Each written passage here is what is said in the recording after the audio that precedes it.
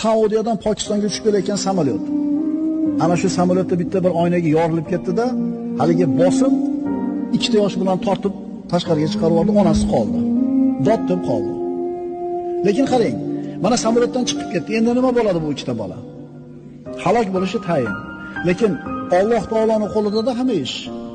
Haligi ikkala bola 8000 10000 metr balandlikdan dengizga tushdi. Ya'ni qayerga tushdi desiz, ayni shu bolalar tushgan joyda bir kemada bir odam baliq tutayotgan edi. Hali tushgan odamdan oldiga boruvdi, borsa ikkita bola tirik. Olib keldi, hukumatga xabar berdi, onalari kelib olib ketdi. Ya'ni ko'ring, chiqib ketdi samolyotdan. Nima qila oladi inson? Samolyot egasi nima qila oladi? Pilot nima qila oladi? Hech kim hech narsa qila olmaydi. Hayotni ato etadigan ham Alloh, olib qo'yadigan ham Alloh.